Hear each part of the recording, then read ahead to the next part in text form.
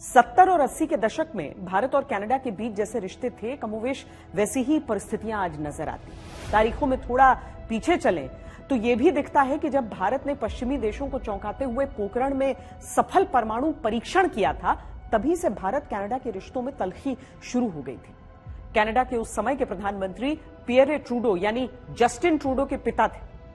भारत के इस कदम पर बहुत नाराज हुए थे और अंतर्राष्ट्रीय मंच पर साथ नहीं दिया था भारत का। भारत ने लगातार कनाडा को खालिस्तानियों की गतिविधियों को लेकर चेताया, लेकिन कनाडा ने कभी कोई कार्रवाई नहीं की। धीरे धीरे खालिस्तानी कनाडा में अपनी जड़ जमाते गए।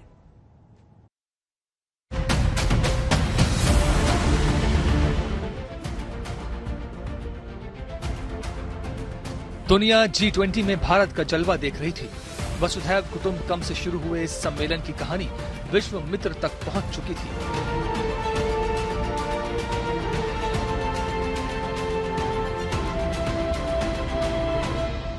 समापन समारोह के साथ दुनिया ने नए और मजबूत भारत का उदय देखा।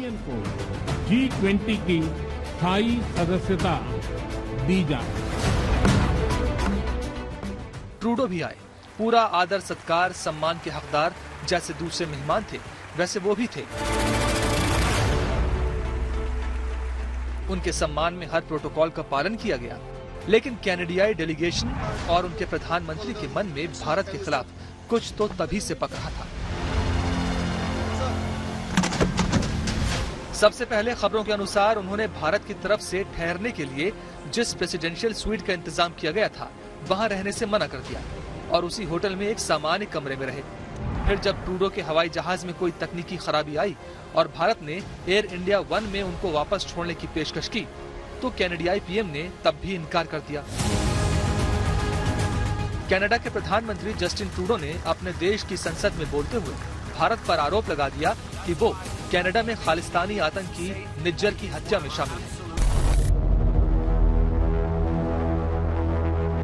दरअसल ट्रूडो की इस खींच का कारण G20 में हुई पीएम मोदी से मुलाकात में छुपा है, जहां भारत ने द्विपक्षीय बातचीत के दौरान कनाडा के प्रधानमंत्री ट्रूडो के सामने इस बात पर नाराजगी जाहिर की थी कि उनके देश में खालिस्तानी समर्थक तत्वों की गतिविधियों पर नकेल नहीं कसी जा रही है।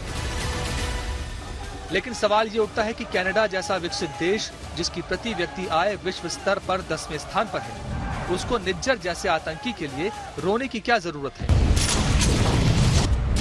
70 के दशक में कनाडा में बड़ी भारतीय आबादी थी। इस आबादी में बड़ा भाग उन लोगों का था जो भारत से अपनी खालिस्तानी सोच के कारण भागकर कनाडा पहुंचे थे। ये वही दौर था जब भारत ने पोखरण में न्यूक्लियर टेस्ट किया था। पश्चिमी देशों का रवैया उस वक्त भारत के प्रति कैसा था, ये किसी से छुपा नहीं। जानकारों के अनुसार भारत में हुए परमाणु परीक्षण से कनाडा के तत्कालीन पीएम और जस्टिन ट्रूडो के पिता पियरे ट्रूडो की नाराजगी और खालिस्तान समर्थकों की राजनीतिक शरण को कनाडा में खालिस्तान आंदोलन की शुरुआत माना जाता है। जस्टिन ट्रूडो ने भारत पर आरोप तो लगा दिया, लेकिन अब उनकी चाल शायद उनको ही महंगी पड़ रही है। संयुक्त राष्ट्र महासभा में पत्रकारों ने जब जस्टिन ट्रूडो से खालिस्तानी आतंकी की हत्या के मामले में भारत पर लगाए गए आरोपों पर जवाब मांगा तो वो हैरान रह गए। सवाल का जवाब दिए बिना ही वो वहाँ से चले गए। Prime Minister, India has rejected your allegations. Canadian PM भले ही भारत पर आरोप लगा रहे हों, लेकिन सच तो ये है कि खुद उनके परिवार के लोग खालिस्तानी आतंकियों के समर्थक रहे हैं। बात 1982 की है। तत्कालीन पीएम इंदिरा गांधी की सरकार की तरफ से खालिस्तानी आतंकवादी तलविंदर सिंह परमार को भारत को सौंपने की मांग रखी गई, लेकिन जस्टिन ट्रूडो के पिता और कनाडा के तत्कालीन प्रधानमंत्री पियरे ट्रूडो ने मना कर दिया। परमार पर भारत में एक पुलिस वाले की हत्या का आरोप था, लेकिन पियरे सरकार ने भारत सरकार की मांग को अस्वीकार कर दिया। साल 1985 में एक दर्दनाक घटना हुई। एयर इंडिया के एक विमान को बम से उड़ा दिया गया। इसे कनिष्क बम कांड के नाम से भी जाना जाता है। वैंकूवर के हवाई अड्डे पर एक विमान में सूटकेस में बम ले जाया गया, जिसे फिर टोरंटो में एयर इंडिया की फ्लाइट 182 में पहुंचाया गया। विमान में आयरलैंड के तट पर अटलांटिक महासागर के ऊपर भयंकर विस्फोट।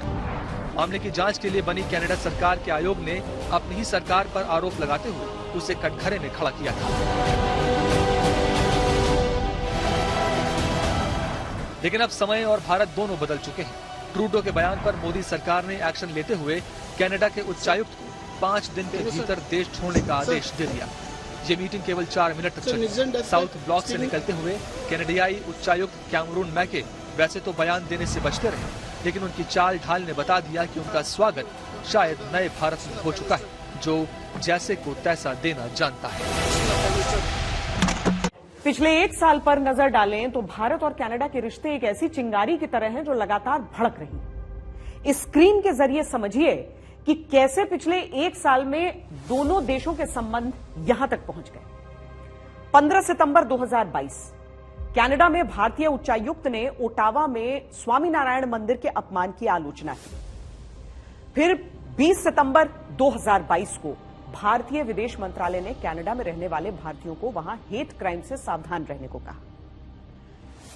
23 मार्च 2023 को कनाडा के विदेश मंत्रालय ने अमृतपाल मामले पर बयान दिया कि हमें मालूम है पंजाब की हालत कैसी है।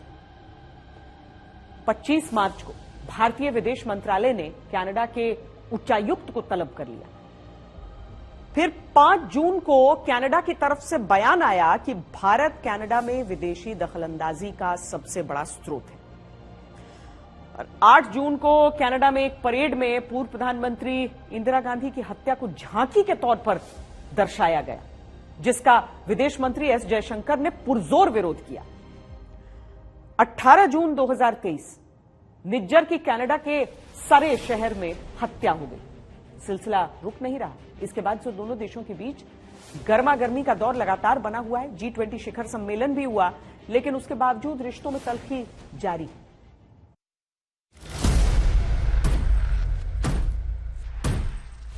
अगर कनाडा में चल रहे भारत विरोधी कामों पर नजर डालें तो चौंकाने वाली बातें सामने आती हैं। कनाडा में इस साल जून में ऑपरेशन ब्लू स्टार की 29वीं वर्षगांठ मनाई गई। इस मौके पर 5 किलोमीटर लंबी एक परेड का आयोजन किया गया। इस परेड में भारत की पूर्व प्रधानमंत्री इंदिरा गांधी की हत्या का जश्न मनाया जा रहा था, जिसके साथ आपत्तिजनक पोस्ट भी लिखी गई।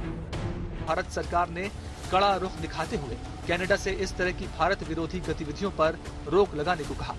भारत सरकार ने कनाडा से उन सभी संगठनों को आतंकवादी घोषित करने के लिए भी कहा जिन्हें भारत ने आतंकवादी घोषित किया हुआ है।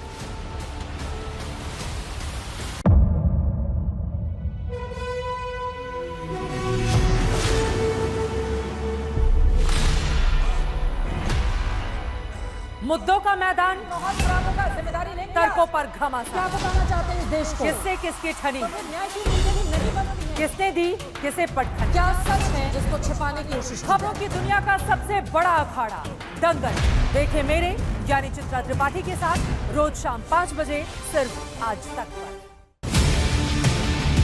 ना पक्ष ना विपक्ष,